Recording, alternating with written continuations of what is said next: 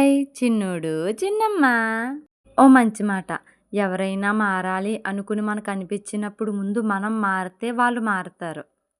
ఎగ్జాంపుల్‌గా ఇంట్లోనే మన చెల్లో, మన అన్నయ్యో, పోనీ హస్బెండో, భార్యో ఎవరైనా సరే, వాళ్ళు మారితే బావుండును, మనం హ్యాపీగా ఉంటామేమో అని మీకనిపించిందనుకోండి, వాళ్ళు మారడం ఎందుకు మనమే ఈరోజు మారి అంటే వాళ్ళకి నచ్చినట్టు ఉన్నామనుకోండి, వాళ్ళు మారతారు కదా!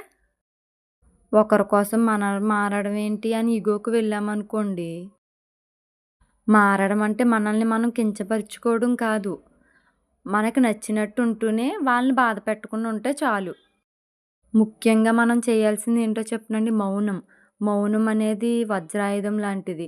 ఎవ్వరెన్ని మాటలన్నా సరే, మనకి కోపం వచ్చినా సరే, సమాధానం నిమ్మలంగా చెప్పి అయినా సరే కామ్ అవ్వకపోతే మన మౌనమే మనకు శ్రీరామ రక్ష. మనం ఎప్పుడైతే మన కోపాన్ని మనం అదుపు చేసుకోగలిగామో అప్పుడే మనంత జ్ఞాని మరొకరుండరు. ఎప్పుడూ పెద్దవాళ్ళు మనకొక విషయం చెప్తారు. నోరు మంచిదవుతే ఊరు మంచిదవుతదని. అలాగే ఇంట్లో వాళ్ళైనా, బయటోళ్ళైనా ఎవ్వరైనా సరే మనం మంచిగా ఉన్నామనుకోండి చెడ్డోళ్ళు కూడా మనల్ని చూసి మారతారు.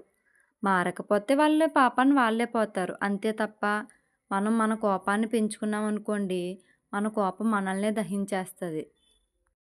ఒక్క 10 నిమిషాలు మనం నవ్వితే మన ఆరోగ్యం ఎంతో మెరుగుపడతదంట. అదే ఒక్క క్షణం కోపపడితే అది రోజస్తమాను మన నరాల్లో అలాగే ఉండిపోతదంట. అంటే కోపం అంత చెడ్డది. కోపాన్ని ఎప్పుడైతే జయించామో మనల్ని ఆపేవాళ్ళు ఎవ్వరూ ఉండరు.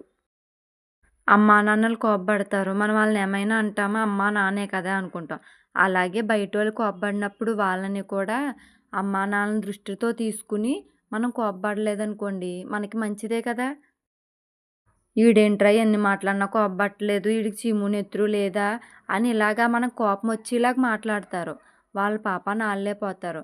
మనం వాళ్ళన్నప్పుడు ఓం నమః శివాయ మీకు ఏ దేవుడు ఇష్టమైతే ఆ దేవుడిని తలుచుకున్నారనుకోండి అవి ఆ పరంధాముడే వింటాడు. ఆ మాటలన్నీ ఆ దేవుడికే వినిపిస్తాయి. ఆయనే దాని పరిష్కారం ఆయనే వెతుకుతాడు. నా మాటలు నచ్చితే వీడియోని లైక్ చేసి, షేర్ చేసి, సబ్స్క్రైబ్ చేయడం మర్చిపోకండి.